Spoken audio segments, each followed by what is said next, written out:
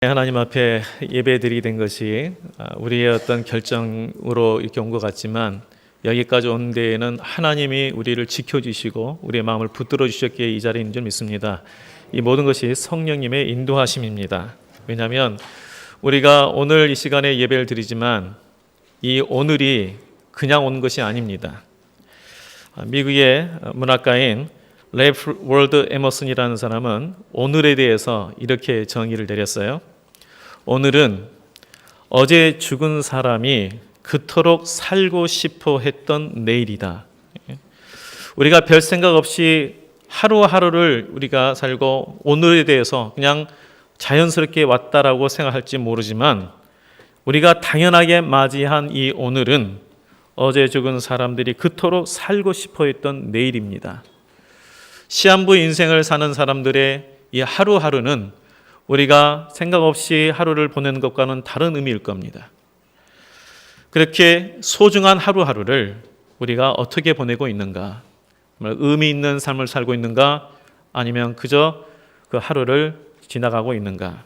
저 자신을 돌이켜봐도 참 하나님 앞에 너무 부끄러운 부분들이 참 많은 것 같습니다. 자, 그래서 우리가 의미 있는 삶을 살아야 되는데 우리가 어떻게 사는 것이 의미 있는 삶일까요? 물건들에 있어서 만들어진 목적대로 사용될 때 그 만든 의미가 있습니다. 그렇죠?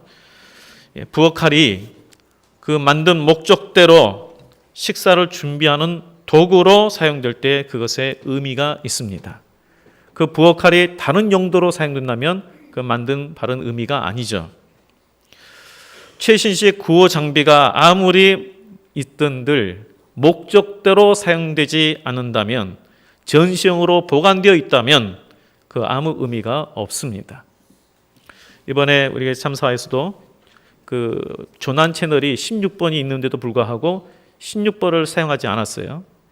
그걸 들었다면 더 많은 사람들이 그 주변에 있는 어선들이 다 올 수 있었는데 16번 채널을 사용하지 않았어요. 아무리 그것을 만들어 놓은들 사용하지 않는다면 그 목적대로 사용되지 않는다면 무슨 의미가 있겠습니까? 마찬가지로 하나님이 우리를 이 땅에 보내신 목적이 있습니다. 우리 각자를 이 땅을 하나님께서 이 땅에서 우리 부르심의 목적이 있습니다. 우리가 이 목적대로 살아갈 때에 의미 있는 인생이 되는 것입니다.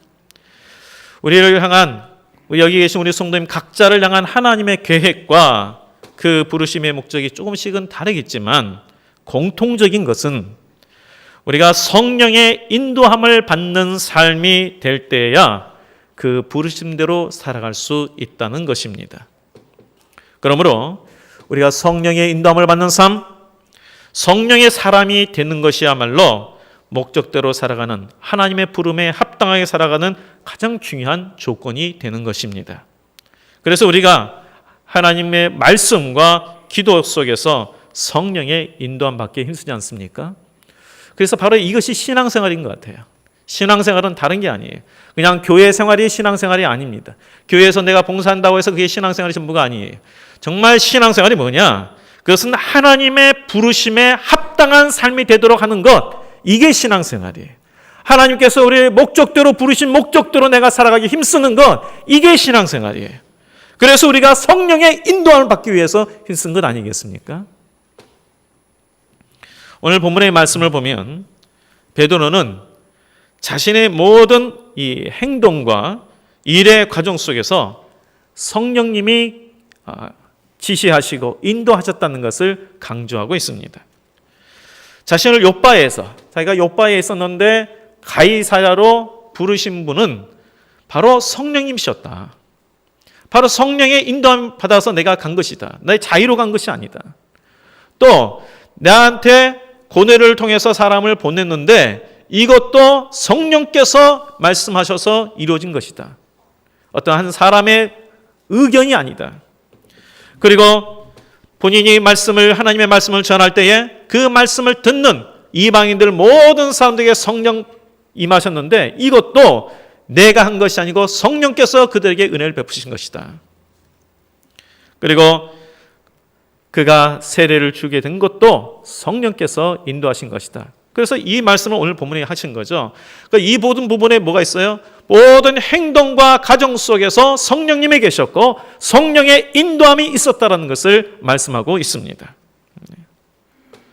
바로 베드로는 자신을 부르신 하나님의 목적대로 그 부르심에 합당한 삶이 되도록 순종했을 뿐이에요. 바로 그리고 그 순종에 하나님의 역사가 일어난 것입니다. 만일 이런 성령의 인도하심이 없었더라면 베드로와 다른 제자들은 그 부르심의 목적대로 살지 못했을 것입니다. 사실 우리가 어떤 결단을 하고 내가 이렇게 되겠다 결단을 해도 참 이 결단이 얼마나 우리가 약한지 우리 자신이 알지 않습니까? 근데 베드로와 그 제자들도 마찬가지였어요. 주님을 위해서 내가 이렇게 하겠습니다라고 결단을 했지만 예수님이 잡히시던 때에 그날에 그들의 그 결단이 얼마나 참 약했다는 것을 우리가 보지 않습니까? 절대 주님을 버리지 않겠습니다. 그렇게 호언장담했지만 정작 주님이 잡혔을 때에 다 도망쳐 버렸습니다. 우리의 결단은 이처럼 참 약합니다. 무너지기 쉽습니다. 뭐 그렇게 멀리 보지 않아도 우리 자신만 봐도 그렇지 않습니까?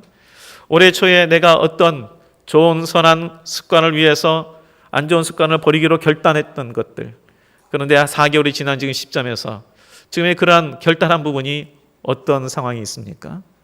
참 우리의 연약함이 있습니다. 또한 이 나라도 그렇습니다. 이번에 큰 정말 있을 수 없는 참사가 일어났는데 이런 큰 사건이 터질 때마다 분노하고 우리가 대책을 세웁니다.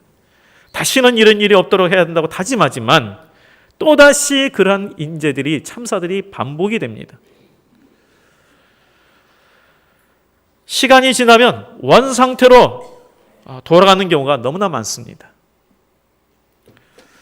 인명을 중시하지 아니하고 물질을 더 앞세우는 그러한 풍조, 불법과 부정이 판을 치는 그런 부분들, 또 여러 가지 어떤 기구들이 제대로 작동하지 않은 그 무능함들, 이것들이 시간이 지나도 그 순간만은 이것을 잘하겠다라고 이렇게 말하고 결단하지만 곧 잊혀져 버립니다. 이것이 우리의 자화상입니다. 우리의 이 다짐은 오래가지 못합니다. 이번에 그 다른고 이 학생들이 이야기 그 방송을 잠깐 들으니까 그 이야기 하더만요. 가장 무서운 게 뭐냐면 시간이 조금 지나면 잊혀질 거라. 또 이전 상태로 돌아가지 않겠느냐. 이것에 대해서 연예 학생들이 그 부분에 대해서 참 안타까워하더라고요. 정말 이번만은 그렇게 되지 않기를 간절히 바라는데 정말 우리의 그 결심이라든가 우리의 마음들이 그만큼 연약해요. 그러나 우리가 성령의 인도함을 받을 때에는 우리의 선한 일에 대한 이 결단한 대로 살도록 도움과 힘을 얻습니다. 왜냐하면 성령께서 우리를 새롭게 하시는 힘이 있기 때문에 그렇습니다. 비록 나는 의지가 부족하고 실수가 많지만 새롭게 하실 힘이 성령님께 있습니다. 이 나라의 정치적인 사회적으로 여러 가지 부정과 부패한 부분이 있다 하지만 새롭게 하실 힘이 성령님께 있습니다. 교회가 세속되어 있지만 새롭게 일으킬 능력이 성령님께 있습니다. 그래서 우리가 하나님의 영이신 성령의 도움을 얻기 위해 간구하는 것입니다. 우리가 하나님의 부르심의 목적대로 살아가기 위해서 그래서 철저히 성령님의 도우심과 인도하심이 필요합니다. 그렇다면 어떻게 성령의 인도하심을 우리가 받아야 합니까? 우리가 이제 어떻게라고 하면 보통 이제 방법적인 부분을 많이 이야기합니다만 이 방법에 대한 부분은 뭐 아주 큰 것이 아니에요. 우리가 너무나 잘 알고 있는 부분이에요. 그래서 오히려 이 성경에서는 방법이라는 것보다는 자세에 대해서 삶에 대해서 우리에게 말씀하고 있습니다. 방법, 비법이 아니라 뭐라고요? 자세요. 우리의 삶에 대해서. 곧 성령의 인도하심을 받는 그 부분은 하나님의 말씀을 사모하는 그 자세, 기도하는 삶을 통해서 인도함을 받는다라고 말씀하고 있습니다. 방법은 너무나 단순해요. 그러나 중요한 것은 자세예요. 삶이에요. 고넬료가 요바에 있는 베드로에게 사람을 보내라는 성령의 음성을 언제 받았습니까? 그것은 자기 군인으로서 오늘 말하면 직장 생활할 때에 잠시 짬 흘려 기도하는 그 시간에 성령의 음성을 들었습니다. 베드로도 마찬가지죠. 언제 하나님의 음성을 들었습니까? 기도 중에 환상을 보이셔서 하나님의 음성을 들었습니다. 그리고 고넬료 가정에게 모인 그 많은 이방인들이 언제 성령을 받았습니까? 하나님의 말씀을 사모하여 말씀을 들을 때에 성령을 받았습니다. 이처럼 간절한 마음으로 우리가 하나님의 말씀을 들을 때에, 하나님 말씀을 읽을 때에, 그리고 우리가 하나님 앞에 기도하는 그런 삶이 될 때에 성령의 인도하심을 받는 것을 알 수가 있습니다. 바로 우리에게 필요한 것은 그래서 하나님의 말씀을 향한 갈급한 사모함의 그 마음, 그리고 기도의 삶이 필요합니다. 우리가 하나님의 말씀을 묵상하고 하나님 앞에 무릎 꿇고 기도할 때에 성령께서 상처받고 고통 중에 있는 우리를 돌보시고 세워주십니다. 그리고 우리가 성령님의 인도함에 순종할 때에 하나님의 역사를 경험하게 되는 것이죠. 베드로가 성령의 인도함에 순종하여서 자신이 유대인이지만 유대인의 관습, 정말 깨기 어려운 그 관습, 이 관습을 깨고 순종해 나갈 때에 정말 하나님의 역사를 경험했죠. 곧 이방인들과 유대인들 간에 존재했던 그 장벽, 정말 깨지기 힘든 그 장벽, 이 장벽이 무너지고 동일하게 하나님의 선물을 받는 것을 경험했습니다. 우리가 성령의 인도하심을 받기 위해서 그래서 우리가 말씀을 사모함과 기도한 삶 이해한다 그랬는데 이 결코 쉬운 것은 아니죠. 그러나 그것이 하나님께서 내 삶 속에서 역사하시는데 가장 중요하다는 것을 우리가 생각해야 합니다. 우리가 예수님께서도 그렇고 이사야 말씀을 통해서 또 예수님 말씀하셨는데 주의 성령이 내게 임하사 이는 가난한 자에게 복음을 전파하게 하며 그리고 갇힌 자에게 자유를 이렇게 말씀하셨어요. 근데 여기에 순서가 중요해요.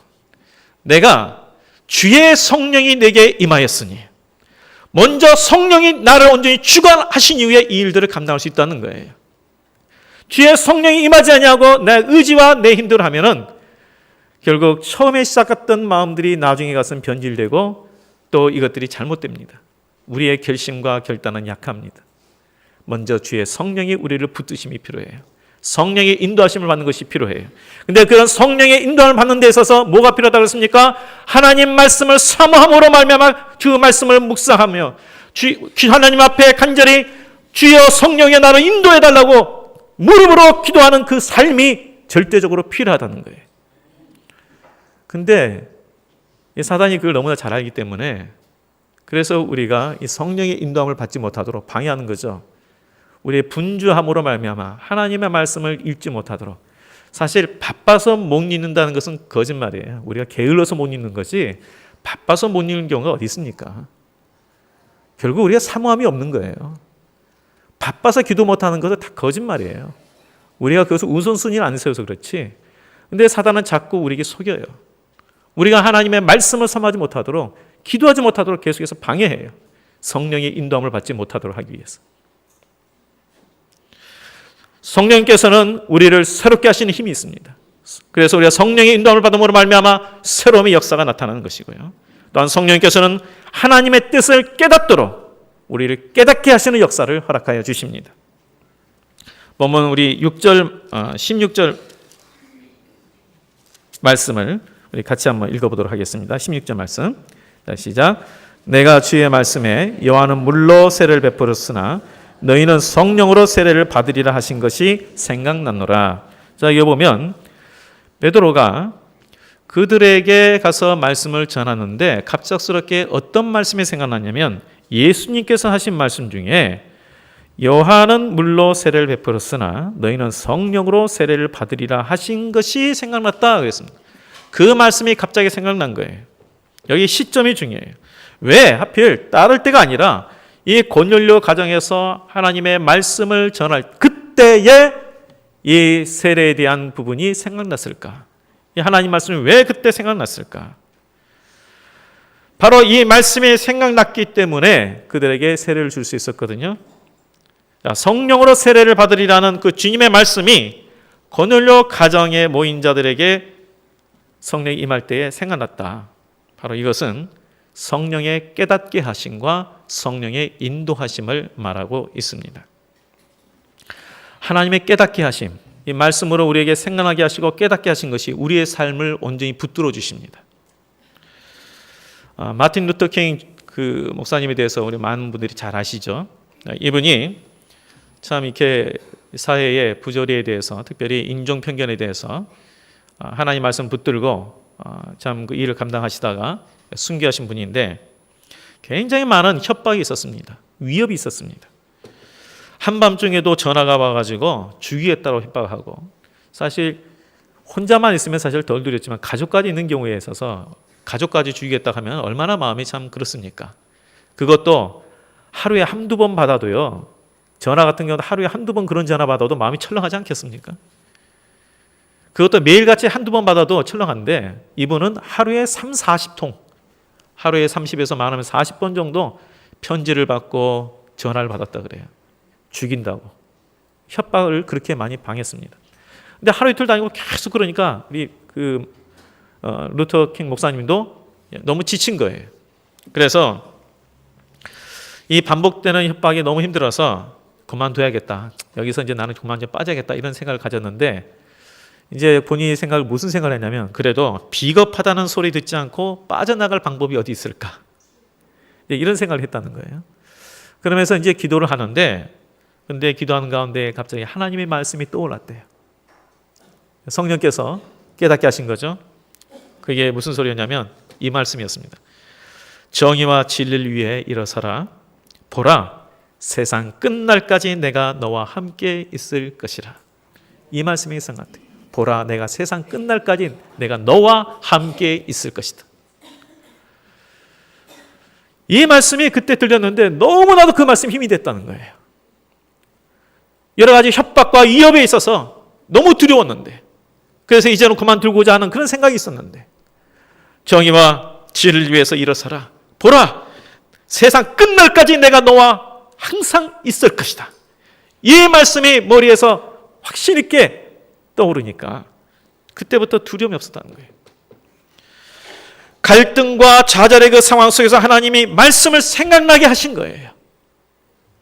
그리고 이 말씀을 들은 3일 후에 현관 앞에서 폭탄이 터졌어요. 다를 때 같았으면, 폭탄이 터졌으면 얼마나 그런 상황 가운데 터졌다면 어떻게 했어요? 분노했을 거예요. 이럴 수가 있느냐. 그리고 같이 동역하던 사람들도 다 아마 분노해서 일어났을 거예요. 비폭력 투쟁이 아니라 폭력 투쟁으로 나갈 수도 있었을 거예요. 그런데 그 하나님의 말씀을 그가 받고 나서는 그 생각이 정말 그 머릿속에 들어온 다음부터는 어떻게 했냐면 두려워하지 않았다는 거예요. 현관에서 폭탄이 터졌는데도 두려움이 없었다는 거예요. 그리고 오히려 흥분했던 그 많은 흑인들이 흥분해가지고 우리 무장 투쟁해야 된다고, 폭력적으로 나가야 된다고 이렇게 말을 했음에도 불구하고 그들을 모두 말씀으로 다 잠잠케 하고, 그래서 비폭력 투쟁으로 계속 나갈 수 있었다는 거예요. 만일 그 순간에 하나님의 말씀이 떠오르지 않았다면 어떻게 됐겠어요? 그래서 성령님은 가장 필요할 때에 필요한 말씀을 떠올리게 하십니다. 그래서 우리를 인도하시는 거예요.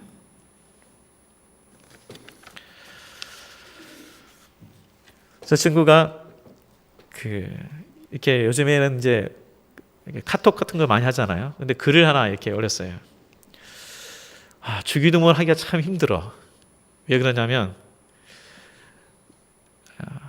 하나님께서 나를 용서해 준 것 같이 나도 다른 사람을 용서해 주옵소서. 이렇게 하면 좋을 텐데 주기도문을 보면 순서가 그렇게 안 돼 있잖아요. 어떻게 돼 있습니까? 주기도문은 우리가 우리에게 잘못한 사람을 용서하여 준 것 같이 우리의 죄를 용서하여 주옵시고, 먼저 우리가 다른 사람을 용서하는 것 같이 나를 용서해 주옵소서. 이렇게 돼 있어요.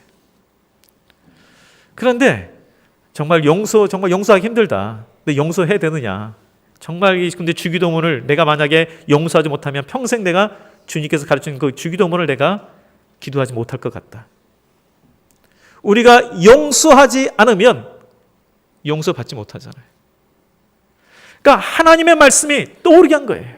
내가 저 사람에서 용서하기 싫은 거예요. 정말 미워요. 도저히 용서할 수 없을 것 같아요. 그런데 하나님께서 떠오르게 하신 거예요.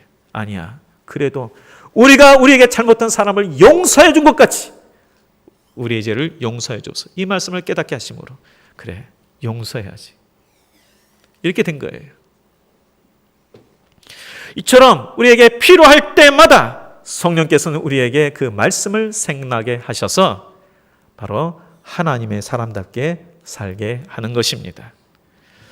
그래서 삶에서 우리의 삶에서 하나님의 말씀을 생각하고 기억하는 것이 이처럼 중요합니다. 베드로가 고넬료 집에서 복음을 전하기 시작하자 성령께서 임하신 것을 보았잖아요.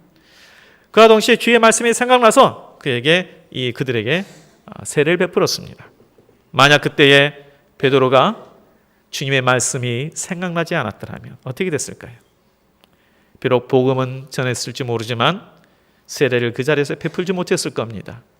그랬더라면 이방인들이 교회의 구성원으로 받아들이지는 못했을 거예요. 그러나 베드로는 그 자리에서 모든 사람들에게, 이방인들에게 세례를 베풀었습니다. 주님께서 말씀을 생각나게 하심으로 순종하게 된 것이죠.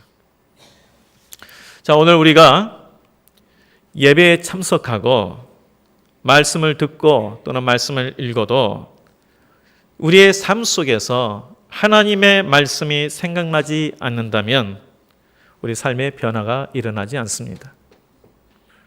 하나님의 말씀이 내 삶 속에서 생각나야 돼요. 하나님의 말씀이 내 삶 생각나서 나를 인도해 주셔야 돼요. 주일에 우리 주님의 날에 예배를 드리면서 결단을 해도 의미 없이 그 전으로 되돌아가게 되는 경우가 얼마나 많습니까? 그렇다면 어떻게 우리 삶 속에서 하나님의 말씀이 가슴에 울리도록 머리에 떠오도록 해야 합니까? 어떻게? 먼저는 우리가 하나님의 말씀을 부지런히 읽어서 마음에 쌓아야 돼요. 하나님의 말씀을 가까이 함으로 말미암아 이 말씀을 우리 마음에 쌓아야 돼요. 사실 우리가 많이 접하는 것에 영향을 받지 않습니까?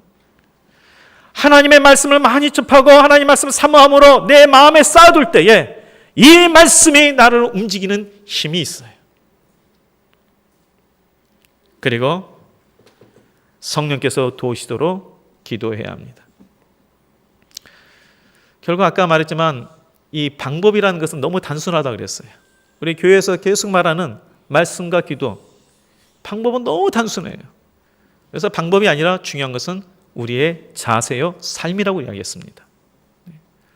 하나님의 말씀, 이 말씀을 사모함으로 그 말씀을 계속해서 나의 삶, 나의 마음에 채우는 것, 이것이 중요한 것이고요. 그리고 하나님 정말 내 뜻과 내 능력으로 안 되니까 주여 붙들어 달라고, 성령께서 나를 인도해 달라고 기도하는 그 무릎으로 사는 그 자세, 이것이 바로 성령의 인도함을 받게 하는 것이고, 그리고 성령께서 우리의 삶 속에서 말씀을 떠오르게 하시는 그러한 역사를 가져오게 하는 것입니다. 우리 성도님들, 그래서 우리가 성령의 인도함을 받기 위해서 주님 앞에 간구하시기 바랍니다. 성령께서 나의 삶 속에서 하나님의 말씀이 생각나게 하시고 내가 또한 그 뜻대로 살아갈 수 있도록 우리를 도우도록 하나님 앞에 기도하십시오. 그러면 하나님은 반드시 우리를 도우실 것입니다. 우리가 이 교회를 위해서 기도하면 하나님께서 반드시 교회를 위해서 도우실 것입니다. 우리가 성령을 의지하고 기도하면 이 지역을 하나님께서 반드시 도우시고, 우리가 주님을 의지하고 성령을 의지하고 기도하면 하나님께서 우리 한국교회를 그리고 이 나라를 반드시 도우실 것입니다. 역사하시는 성령님을 의지하세요. 우리가 성령님을 의지하고 인도함을 받을 때에 우리의 눈에서 편견이 벗어지게 됩니다. 부정적인 생각에서 벗어나게 됩니다. 부패하고 타락한 것을 따라가지 않냐고 변화시키는 능력을 얻게 됩니다. 바로 그것이 성도의 삶이요, 그것이 하나님의 자녀답게 사는 모습입니다. 이게 신앙생활이에요. 우리의 신앙생활은 우리에게 삶의 복이라는 것도 필요해요. 저는 부정하지 않습니다. 복이 있으면 좋죠. 복 받아야죠. 근데 그거는 너무 하수준이에요. 그것만 생각하시면 안 돼요. 우리의 신앙은 하나님의 부르심에 합당하는 삶이 되도록, 성령의 인도함 받는 삶이 되도록 사는 것, 이것을 위해서 힘쓰는 것, 이것이 신앙생활이에요. 그렇게 될 때에 하나님께서 우리 필요한 것을 채우시는 은혜가 있는 것입니다. 우리 모든 성도님들, 성령의 인도함을 받는 성령의 사람이 되시기를 주의 이름으로 축복드리겠습니다. 기도하겠습니다. 하나님 아버지, 오늘 저희들에게 다시 한번 내 힘과 내 능력으로 내 결단으로는 아무것도 할 수 없다는 것을 깨달아 오직 성령님의 인도함을 받게 힘쓰는 성령의 사람이 되고자 하는 갈급한 마음을 우리에게 허락하여 주시옵시고, 날마다 말씀을 가까이 하며 기도의 삶이 될 수 있는 우리 모두가 되게 하여 주시옵소서. 그래서 우리의 삶 속에서 하나님의 말씀이 떠오르게 하여 주시옵시고, 하나님의 인도함을 받음으로 말미암아 하나님의 역사가 나타나게 하여 주시옵소서. 예수님 이름으로 기도하옵나이다. 아멘.